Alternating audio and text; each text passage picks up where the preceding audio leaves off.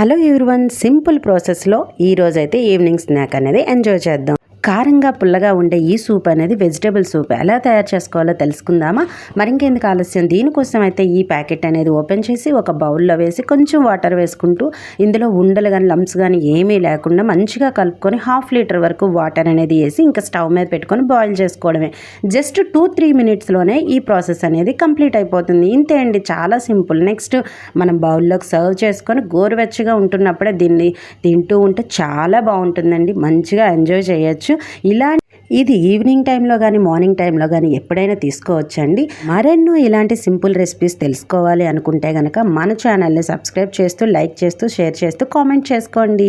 అప్పుడే ఈ యొక్క ప్రతి నోటిఫికేషన్ కూడా మీ వరకు చేరుతుంది. Thank you for watching.